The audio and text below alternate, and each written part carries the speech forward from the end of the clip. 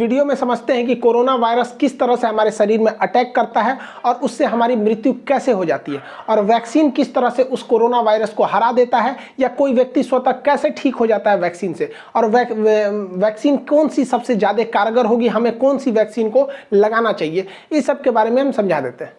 जैसा आप सब जानते हैं कि कोरोना जो है कहीं ना कहीं संपर्क में आने से ही फैलता है किसी इन्फेक्टेड व्यक्ति से, जिसमें सबसे ज़्यादा महत्वपूर्ण होता है ये इसका जो ड्रॉपलेट्स होता है। ये सब आपको पता है, इसीलिए थोड़ा सा 1 मीटर दूरी जो कहा जाता है कि कम से कम गैप बना के रखना चाहिए। देखिए, कोरोना जो वायरस है ना, इसके बाहर 2 हिस्से होते हैं। एक इसका जो बाहर इस तरह से निकला हुआ है नोकीला भाग, इसे कहते हैं स्पाइक प्रोटीन। यही सबसे घातक है, स्पाइक प्रोटीन। अगर इसका जो स्पाइक प्रोटीन है ये बाहर वाला, अगर इसको तोड़ दिया जाए, इसको टकला कर दिया जाए, तो किसी काम का नहीं, फिर कोरोना से कोई नहीं डरेगा, यही भाग जाएगा। और इसके अंदर एक होता है गुच्छा जैसा, ये इसे कहते हैं जेनेटिक मटेरियल।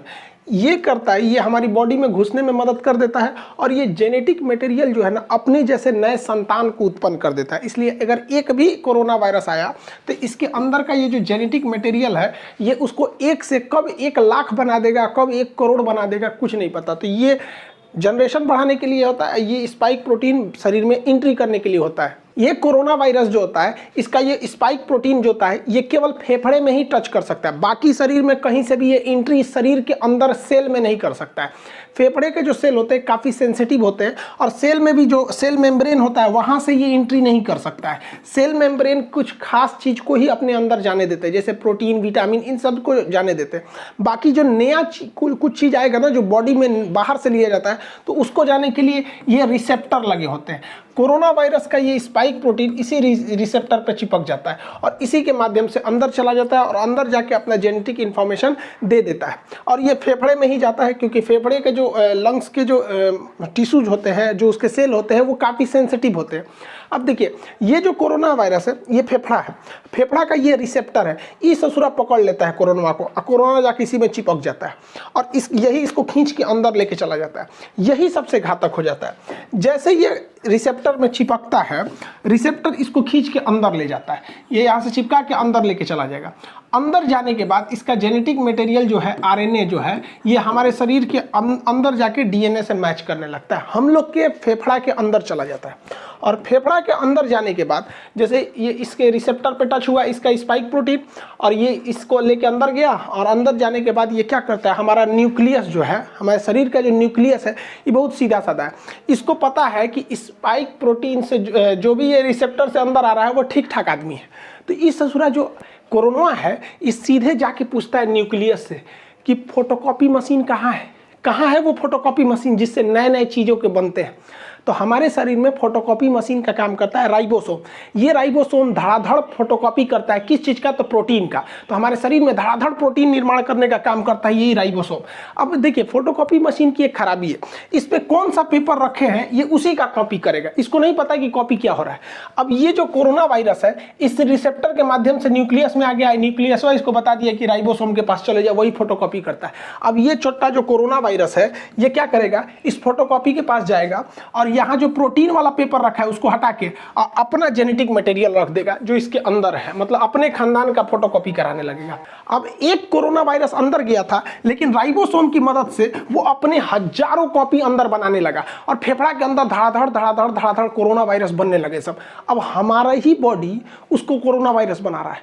सोचिए, हमारा खुद का फेफड़ा, हमारा खुद का राइबोसोम जो कल तक प्रोटीन का फोटोकॉपी करता था, उसके स्कैनर से प्रोटीन हटा के आरएनए, ये कोरोना वाला ने अपना आरएनए रख दिया, उसी का फोटोकॉपी कर रहा है। तो इसको रेप्लिकेशन कहा जाता है। बहुत तेजी से बढ़ते हैं सब यहाँ पर। अब पूरे फेफड़े में ना ये कोरोना वायरस घूमने लगते हैं। तो हमारे शरीर का जो इम्यून सिस्टम है कहते हैं ये कौन चीज़ है रे, ये कौन चीज़ आ गया यहाँ पर। पूरा इम्यून सिस्टम कंफ्यूजन में हो जाता है, उसको पता नहीं चलता है कि है कौन, लेकिन ये समझ जाता है कि ठीक आदमी नहीं है, इसको मारना चाहिए। तो हमारे शरीर का जो इम्यून सिस्टम है ये इसको लगता है मारने, धड़ धड़ धड़ धड़ धड़ मार काट करता है। तो हमारे शरीर को पता ही नहीं चल रहा, हम लोग ऐसे घूम रहे हैं आराम से, हम लोग के फेफड़ा में मार धाड़ चल रहा है, हमारा एंटीबॉडी जो है, ये हमारा इम्यून सिस्टम धड़ धड़ मार रहा है इसको। तो हम लोग को बुखार आना चालू हो जाता है, क्योंकि हमारे शरीर का ये डिफेंस मैकेनिज्म है कि जब भी अंदर मार धाड़ चलती है तो बुखार हो जाता है, ताकि वो टेम्परेचर से कोई कोई नए नए छोटे मोटे वायरस वगैरह ऐसे मर जाए, लेकिन इस ससुरा मरता नहीं है यहाँ पे, अरे मारे जा रहा है, मर ही नहीं रहा है यहाँ पे। तो न्यूक्लियस कहता है कि रे आप बकलोलवा, वो मारने से नहीं मरेगा, यहाँ फोटोकॉपी होके उधड़ाधड़ निकल रहा है, इसकी कमी ही नहीं कर सकते तुम मार के। तो ये कहता है कि भैया तो हम कौन सी करें। तो न्यूक्लियस इसको बताता है हमारे इम्यून सिस्टम को कि एक काम करो, तुम एंटीबॉडी बनाओ, क्योंकि इसको घुसने से रोको, क्योंकि अगर ये घुस जाएगा ना, एगो तो घुस के अपना फोटोकॉपी बनाइए रहा है, इसको घुसने से रोको। तो ये कहता है कि क्या करे, यही रिसेप्टरवा नोच देगा। तो ये कहता है अरे भैया ओकरा मत नोच, एक नोच देगा ना तो कब वो दवाई खाएगा तो दवाइयों अंदर नहीं जाएगा। एक काम करना, इसी को बर्बाद कर दो, इसका जो खोपड़िया है, इसको खोपड़िया को कैसे भी बर्बाद करो। तो खोपड़िया का जो चिपकने वाला ना, उसका थुथुरा कूच दिया जाता है। तो थुथुरवा कूचने के लिए एक एंटीबॉडी होता है। तो हमारे शरीर का डिफेंस मैकेनिज्म एक एंटीबॉडी बनाता है। ये एंटीबॉडी जाके इसके मुंह से सट जाता है, मुंह से चिपक जाएगा। देखिए यहाँ जाके चिपक गया, ये ऐसे चिपक गया, ऐसे चिपक गया। तो ये चिपक जाते हैं सब, तो वो जैसे चिपक जाएगा तो वो इससे नहीं सट पाएगा। अब इसके स्पाइक प्रोटीन जो हमारे फेफड़े के रिसेप्टर से सट रहा था, अगर एंटीबॉडी शरीर में बनने लगेगा तो जाके चिपक जाएगा इसकी स्पाइक प्रोटीन से, और वो चिपक नहीं पाएगा। बस इसी तरह कोरोना सही हो जाता है। जिसके शरीर में एंटीबॉडी बनने लगा, वो एंटीबॉडी जाके किससे चिपकेगा, कोरोना वायरस के यहाँ पर जो स्पाइक प्रोटीन है उससे, और इस सिस्टम को लॉक कर देगा। अब ये लॉक कर देगा तो ये वाला इसमें जा नहीं पाएगा। लेकिन इस ससुरा कोरोना के बाहर बहुत ज़्यादा स्पाइक प्रोटीन है, तो बहुत ज़्यादा मात्रा में एंटीबॉडी होना चाहिए, तभी ना ये सबको लॉक करेगा। अभी देखिए ना, 1 2 3 4 5 पाँचों को लॉक कर पाया, इस ससुरा कहीं ना कहीं से सट के घुस जाएगा। इसलिए हमारे शरीर में एंटीबॉडी ज़्यादा बनना चाहिए। देखिए यहाँ पे खूब ज़्यादा मात्रा में एंटीबॉडी बना है, ये सब देखिए एंटीबॉडी। तो जिसके शरीर में ज़्यादा एंटीबॉडी बना, वो कोरोना जैसे आया, एंटीबॉडी बन गया, धड़ाधड़ कोरोना का मुंह बंद कर दिया, अरे चुप ससुराना, तो तू सट के अंदर घुस जाएगा। और जिसमें ये एंटीबॉडी नहीं बन पाया, वही लोग मर जाते हैं। तो कहा जाता है जिसका इम्यून अच्छा होगा, अच्छा होने का मतलब वो एंटीबॉडी ज़्यादा बना देगा, कोरोना का मुंह चिपका देगा, थाप दिया, चल चुपचाप रहो यहाँ पे, अब वो बच जाएगा यहाँ पे।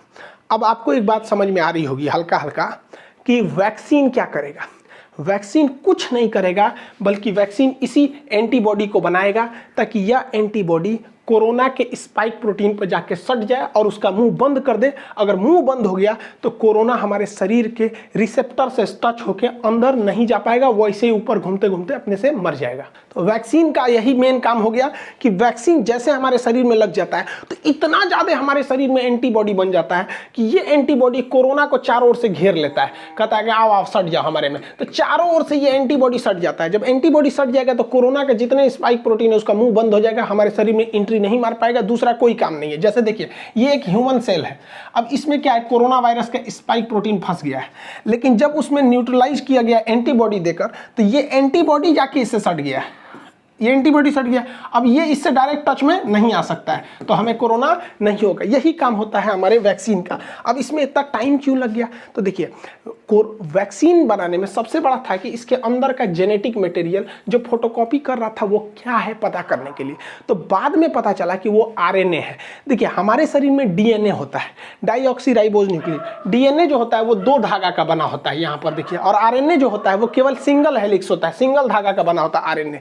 तो जितने वायरस होते हैं वो आरएनए होते हैं, ज्यादातर वायरस आरएनए। अब आरएनए को बनने में ज्यादा टाइम नहीं लगता है, खटाखट आरएनए बनता है, जबकि डीएनए बनने में टाइम लगता है। तो वायरस जो है बड़ा जल्दी जल्दी बनने लगते हैं सब यहाँ पे। तो वैज्ञानिकों ने इसी आरएनए को पकड़ के निकाला, इसलिए जितना वैक्सीन है सब वैक्सीन को आरएनए वैक्सीन, एमआरएनए वैक्सीन कहा जाता है। तो इस कोरोना का जो आरएनए है उसे वैज्ञानिकों ने निकाल लिया। अब देखिए हम लोग में तो डीएनए पाया जाता है, तो डीएनए नहीं है, देखिए डीएनए आरएनए में अंतर नहीं, एक उखाड़ दीजिए इसका तो क्या बन जाता है, आरएनए बन जाता है। तो डीएनए से आरएनए बनाया जा सकता है, उखाड़ के नोच लीजिए बस क्या बन जाएगा, आरएनए बन जाएगा। तो वैज्ञानिकों को कोरोना वायरस का आरएनए मिल गया। तो कोरोना कैसा वायरस है, एक आरएनए वायरस है, बस हमको ये मिल गया। अब वैज्ञानिकों ने क्या किया, इस आरएनए वायरस को केमिकल से कमजोर करके इसका नकल कर लिया, और इसे नकल करके जैसा इसके अंदर आरएनए था वैसे ही आरएनए को इंजेक्शन से हमारे बॉडी के अंदर भर दिया। और जैसे बॉडी के अंदर भरा तो बॉडी के अंदर क्या पहुंच गए सब, ये कोरोना वायरस। बट ये ओरिजिनल तो है नहीं, ये तो लैब में इन्होंने आरएनए से बनाया है, ओरिजिनल नहीं है। अब बताइए, ये ओरिजिनल नहीं है लेकिन दिखने में तो उसी के जैसा है, और जब दिखने में वैसे ही है तो शरीर के अंदर जाएगा तो शरीर के अंदर से एंटीबॉडी बनने लगेंगी ज़्यादा ज़्यादा, और इन दवाओं में एंटीबॉडी को बढ़ाने के लिए केमिकल मिला दिया जाता है, तो ज़्यादा से ज़्यादा एंटीबॉडी बनने लगेगी। तो जब कभी हमें वैक्सीन लगा दिया जाता है तो यह वैक्सीन एंटीबॉडी का निर्माण बहुत जोर से करने लगती है और हमारे शरीर में खूब ज़्यादा एंटीबॉडी हो जाता है, जो कि नकली कोरोना वायरस को देखकर बना होता है। और इसी बीच में ना वो पूरे उस कोरोना वायरस को घेर लेते हैं, हमारे शरीर में पूरा का पूरा एंटीबॉडी हो गया। और जब कभी भी ओरिजिनल कोरोना आता है तो हमारे एंटीबॉडी घेर लेते हैं कोरोना का, चाचा आ गए, चाचा आ गए, चाचा को घेर लो, चाचा को घेर लो, पूरा घेर लेते हैं चाचा को, और चाचा का थूथूर चिपका देता है, लो चुपचाप सट गया यहाँ पे, तो सटा लेते हैं सब। अब कोरोना तो कुछ कर नहीं पाएगा क्योंकि वो डायरेक्ट सेल मेम्ब्रेन में नहीं घुस सकता है, क्योंकि सेल मेम्ब्रेन सेमी परमेबल होता है। बायोलॉजी के बैच में पढ़ा दिए थे, सेमी परमेबल का मतलब होता है अर्धपारगम, मतलब किसी खास चीज़ को जाने देगा और कुछ खास चीज़ को ही आने देगा, उस खास चीज़ में कोरोना शामिल नहीं है। इसलिए कोरोना जब भी जाएगा तो रिसेप्टर से जाएगा, और ये एंटीबॉडी जाके कोरोना के स्पाइक प्रोटीन का मुंह चिपका दिया, रिसेप्टर से सटेगा नहीं। यही एक सिंपल फंडा होता है वैक्सीन का, ये वैक्सीन यही काम करते हैं सब। अब दुनिया के कई तरह के वैक्सीन है, जिसमें फाइजर जो है वैक्सीन, इस ससुरा अमेरिका का है, इसको -70 डिग्री पे रखना है, ये भारत में पॉसिबल ही नहीं है। हालांकि इसके साइड इफेक्ट ज़्यादा देखे गए। रूस का स्पुतनिक वैक्सीन है, और यूएनओ ने बनाया है गरीब देशों के लिए, अफ्रीका के लिए, जिसमें भारत की भी योगदान है, नोवावैक्स ये वैक्सीन है। ऑक्सफोर्ड यूनिवर्सिटी और एस्ट्राजेनिका ने मिलकर जो वैक्सीन बनाया है उसे भारत में नाम दिया गया कोविशील्ड। ये वैक्सीन भारत में बनी नहीं है, इसका प्रोडक्शन होगा serum institute of India Pune में, जिसके सीईओ हैं आदार पूनावाला। तो ये वैक्सीन है, जितनी वैक्सीन है ये सारी की सारी वैक्सीनें mRNA पर डिपेंड है, यानी आरएनए वैक्सीन है। मतलब कोरोना का कॉपी करे हमारे बॉडी में घुसा दो, उसको देखा देखी जब वो बनने लगेंगे एंटीबॉडी, तो उस एंटीबॉडी की मात्रा बढ़ा दो, और जब ओरिजिनल कोरोना आएगा तो उसका थुथुर चाप देंगे सभी, सब इसी पर काम करता है। लेकिन भारत का वैक्सीन इस पर काम नहीं करता है। भारत का वैक्सीन जो है भारत बायोटेक ने बनाए से, भारत बायोटेक ने, इसका नाम है कोवैक्सीन। ये अलग ही कंसेप्ट है। कोवैक्सीन में क्या किया गया है कि कोरोना वायरस को ही कमजोर करके उसको थूर कूच के हमारे शरीर में भर दिया गया है। अब बताओ, उसे थोड़ा थुरा कूचा गया है, इसका जेनेटिक मटेरियल को खूब अच्छा से कूच काच दीजिए और कूच काच के हमारे शरीर में भर दीजिए, और शरीर में जैसे भरेंगे तो जाएगा अंदर, न्यूक्लियस से कहेगा हमारा फोटोकॉपी बनाओ, ये बेचारा अपने कूचा गया है, एक फोटोकॉपियो निकलेगा तो ऊंचाई निकलेगा, तो हमारे शरीर के एंटीबॉडी आके छाप लेगा सब, इसको कहेगा मारो मारो मारो मारो मारो। अब भाई हमारे एंटीबॉडी इस कमजोर कोरोना को खूब अच्छा से मार देगा। यही वजह है कि शुरुआत में जब वैक्सीन लिया जा रहा है ना, तो कुछ कुछ लोगों को हल्का फीवर आ जा रहा है, क्योंकि वो तो ओरिजिनल लड़ाई चालू है, लेकिन वैक्सीन के थ्रू बहुत ही कमजोर वायरस डाल दिया है भारत, हूबहू ओरिजिनल वायरस, लेकिन वो इतना कमजोर है कि वो उसका बच्चा भी कमजोर पैदा हो रहा है। तो हमारे शरीर का एंटीबॉडी उससे खेल खेल के सीख ले रहा है, और इसी बीच जब ओरिजिनल वायरस आ रहा है तो उसको भी मार के कूच दे रहे हैं। जा ससुरा, भारत वाला शुरू से जुगाड़ पर डिपेंड है। अब हैंड सैनिटाइजर क्या करता है, देखिए भाई, सैनिटाइजर का काम क्या होता है। सैनिटाइजर जब हम मारते हैं ना, तो ये कोरोना वायरस का जो बाहरी खोल है ना, जिस खोल के ऊपर ये स्पाइक प्रोटीन है, तो ये जो होता है ये सैनिटाइजर इस स्पाइक प्रोटीन को कुछ नहीं करता है, बल्कि जिसके ऊपर इसका खोल है ना, ये खोपड़िए फाड़ देता है, उसको टकला कर देता है, इस तरह से खोखला करके टकला कर देगा, इसका पूरा का पूरा ऊपर का खोपड़िए झाड़ के टकला हो जाएगा। इस ससुरा सैनिटाइजरवा जो है ना, ये तो वैक्सीनवा का बाप है। वैक्सीनवा तो खाली उसका ठोड़वे बंद कर रहा था, ये मारा पूरा टकले कर देता है उसको, अब उसका पूरा आरएनए बाहर निकल जाता है, तो कोरोना रोने लगता है, ओ माय गॉड मेरा आरएनए चल गया, अब क्या करेंगे आप। तो आप कहेंगे कि तो सैनिटाइजर वे काहे नहीं पी लेते हैं लोग। सोचा सैनिटाइजरवा ज़्यादा पी लेंगे लोग ना तो फेफड़वा में, तो हम लोग के सोचा रिसेप्टरवा जो है ना फेफड़ा का, एकरो नोच देगा, बस दिक्कत हो जाएगा, हम लोग भी मर जाएंगे लोग यहाँ पे। इसलिए सैनिटाइजर जो है वो केवल बाहर के काम में आता है, वो कोरोना वायरस के बाहरी लेयर को फाड़ देता है। दुनिया में बहुत सारे वैक्सीन है, जिसमें एक ये जितने वैक्सीन है ये आरएनए वैक्सीन है सब, जबकि भारत का जो वैक्सीन है भारत बायोटेक द्वारा, ये तो ओरिजिनल वायरस का ही वैक्सीन है। अब इसमें से सबसे अच्छा कौन है, तो देखिए सारे वैक्सीन अच्छे हैं, डिपेंड करता है किसको कहाँ के ट्रायल पर किया गया है, किसी को अमेरिका में, किसी को इंडिया में। सारे के सारे वैक्सीन एक जैसे हैं, कोई खराब नहीं है। जैसे हम आपसे कहते हैं कि कौन सा साबुन नहाने के लिए अच्छा है, तो भैया आप लाइफ बॉय से नहाओ, चाहे डिटॉल से नहाओ, चाहे पियर से नहाओ, कोई फर्क नहीं पड़ता है, नहा के आप वैसे ही निकलेंगे। जैसे हमारे जैसे आप घड़ी साबुन से नहा लीजिए, कोई फर्क नहीं पड़ता। अब जैसे हम लोग हैं, भैंस जैसे हम लोग का चमड़ा है, तो उस पर लक्स वगैरह सुनता ही नहीं है, तो घड़ी साबुन ये सब से नहा लीजिए, कोई फर्क नहीं पड़ता, सब एक जैसा है, कोई दिक्कत नहीं आएगा। वैक्सीन जो है वो 60 से 90% तक ही वो कारगर है। लेकिन फ़ायदा क्या होगा? ऐसा नहीं है कि जिसे वैक्सीन लग गया उसे कोरोना नहीं होगा, होगा, उसको भी हो सकता है, बहुत कम चांस है। और अगर होगा भी ना तो वो घर पे ही ठीक हो जाएगा, मरेगा नहीं वो। सबसे बड़ा फायदा यही है वैक्सीन का, उसे दोबारा कोरोना हो जाएगा बट मरेगा नहीं। तो इससे अच्छा क्या चाहिए? बीमारी हो जाए, खांसी सर्दी हो के ठीक हो जाए, मरिए जा रहा है सोचा, इसमें ना दिक्कत हो जाता है, डेथ नहीं होगा। कोरोना वैक्सीन की 2 डोजेज लगाई जाएंगी। एक डोज से दूसरे डोज के बीच में 28 से 42 दिन का गैप रखा जाएगा।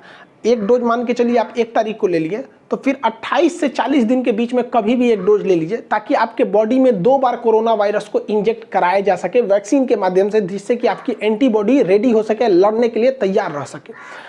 अब देखिए, एक रिसर्च करना ये है कि ऐसा माना जा रहा है कि अगर किसी व्यक्ति को पहला डोज अगर फाइजर का लगा दिया जाए और दूसरा डोज कोविशील्ड का लगा दिया जाए, तो ये ज़्यादा असरदार होगा।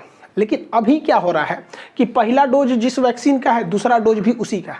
लेकिन ऐसा वैज्ञानिकों का कहना है कि अलग अलग डोज दिया जाए। अब चूंकि भारत में 2 ही वैक्सीन है, एक कोविशील्ड है, एक कोवैक्सीन है, तो भारत सरकार को भी इस पर रिसर्च करना चाहिए कि पहला डोज देना चाहिए कोविशील्ड का, दूसरा कोवैक्सीन का ही दे दीजिए, ताकि ज़्यादा सूटेबल रहे, दोनों तरह से हम लोग उसमें वायरस से लड़ सके। यहाँ पर एक्सचेंज कर देना चाहिए। अब इसके साइड इफेक्ट को लेकर कुछ डर रहे हैं। देखिए, इसका कोई साइड इफेक्ट नहीं है, 99% लोगों को कोई साइड इफेक्ट नहीं है। कुछ लोगों को हो रहा है हल्का बुखार, तो आपको बता ही दिए, क्योंकि जैसे वैक्सीन जाएगा मारधाड़ चालू होगा, हल्का बुखार होगा, पैरासीटामोल खा लीजिए, नॉर्मल 1 रुपये का कम बिफलान या फिर कालपोल वगैरह कुछ भी खा लीजिए, नॉर्मल सही हो जाएंगे। यहाँ पर इससे ज़्यादा कुछ नहीं होगा। थोड़ा बहुत आपको, कुछ लोग को सर दर्द की शिकायत मिली गई है, करोड़ों में 1-2 ठोको। अरे यार, तो जो सर दर्द और बुखार नहीं झेल सकता है ससुरा, तो नहीं तो तू जी कह रहा है ससुरा, ओकरा से डर रहा है। यहाँ पे कोरोना से नहीं डर रहा है, डर रहा है कि वैक्सीन लगाएंगे तो बुखार हो। अब कुछ लोग का इसी में अफवाह उड़ा दिया कि वैक्सीन लगाने से मर जाएगा। भाई देखो, किसी को कोरोना वायरस हो गया है, अब वो आज ही इन्फेक्टेड हुआ है, तो उसको लक्षण तो आज नहीं दिखेगा, और आज ही अगर जाके वो वैक्सीन लगा ले और 1 हफ्ता बाद, वैक्सीन तुरंत तो काम नहीं करेगा 1 ही डोज पे, और 1 हफ्ता बाद वो कोरोना से मर जाएगा, तो लोग उसे ये नहीं कहेंगे कि कोरोना से मरा है, लोग अफवाह उड़ा देंगे सोच रहा कि वो वैक्सीने से मरा है। ऐसा कोई नहीं है। 1-2 साक्ष्य हैं, तो आप बताओ ना, 8 करोड़ लोग को वैक्सीन लगा है, उसमें 50-60 लोग की डेथ हो गई, तो इससे ज़्यादा खतरा तो हम लोग को सड़क पे चलने पे रहता है, वहाँ एक्सीडेंट की संभावना ज़्यादा है। तो वैक्सीन से कोई खतरा नहीं। आप अपने उम्र के दायरे में आइए, वैक्सीन लगाइए। अप्रैल के महीने में जिनका उम्र 45 से ऊपर है उन्हें ही लग रहा है, लेकिन मोदी जी ने इजराइल को मॉडल को देखते हुए, हम एक पिछले वीडियो में बताए थे ब्रिटेन का मॉडल और इजराइल का मॉडल में, मतलब ब्रिटेन में भी वैक्सीनेशन से ही जीता था। तो इजराइल ने क्या किया, अपने पूरे पॉपुलेशन को, केवल बच्चों को छोड़ के सबको वैक्सीन लगा दिया, और वो दुनिया का पहला देश हो गया जो कोरोना मुक्त हो गया है। तो इसी को देखते हुए 1 मई से जिनकी उम्र 18 साल से ज़्यादा है वो सब कोरोना की वैक्सीन लगा सकते हैं। हाथ जोड़ते हैं भैया, सब लोग लगवा लो, क्योंकि ये जो नया वैक्सीन वायरस आया है, ये नए युवाओं को ज़्यादा इफेक्ट कर रहा है। अफवाहों पे मत जाइएगा। कुछ लोग का अफवाह ये है कि सरकार ना क्या कर रही है, गरीबों को मारने के लिए वैक्सीन दे रही है। अरे यार, तो कौन नशा करके रहता है, सब ये सब है नहीं। एक हमसे कह रहा है कि सरकार ये वैक्सीन लगाएंगे तो हमारा किडनी खराब हो जाएगा, कोई कह रहा है नपुंसक हो जाएंगे, कोनो कह रहा है 2 साल बाद मर जाएंगे। अरे यार, ऐसे लोग को पता नहीं कैसे सरकार झेलती है। ऐसे लोग को, सचरों को जेल में डाल देना चाहिए अफवाह फैलाने वालों को। कोई भी वैक्सीन से कोई दिक्कत नहीं होता है। मेरे पापा वैक्सीन लगाए, उनको शुगर है, उन्हें कोई प्रॉब्लम नहीं हुआ। मम्मी को इतना लोगों ने डरा दिया था, उनके रिलेटिव लोग इतना डरा दिए थे कि मम्मी कांप रही थी, ना बाबू हम वैक्सीन नहीं लगवाएंगे। हम कहे चलिए चुपचाप वैक्सीन लगाइए। मम्मी को वैक्सीन लगे हुए आज 10-12 दिन हो गए, कोई दिक्कत नहीं है। अब वो सबको समझाती है, नहीं नहीं लगा लो लगा लो। और जो लोग मेरी मम्मी को डराते थे ना, अब मेरी मम्मी को देख के बाकी सब लोग लगा लिए यहाँ पे। तो आप लोग भी जागरूक होइए। ऐसे लोग जो हैं, जो जिंदगी में कुछ नहीं कर सके, वैक्सीन कहते हैं वैक्सीन मत लो। अजीब हाल है ससुरा सब यहाँ पे। एक मौलाना साहब हमसे आके कह रहे थे कि वैक्सीन सब गलत है यहाँ पे। हम कहा हाँ, आप वैक्सीन मत लीजिए, आप सिला जीत लीजिए, आपके लायक यही है। आई होप आप वैक्सीनेशन और इसके कैसे काम करता है इसको समझे होंगे। नेक्स्ट वीडियो में हम आपको CT वैल्यू समझा देंगे और पल्स ऑक्सीमीटर वगैरह ये सारी चीज़ों को RT-PCR चेक कैसे होता है इसके बारे में बता देंगे। मिलेंगे नेक्स्ट क्लास में। जय हिंद।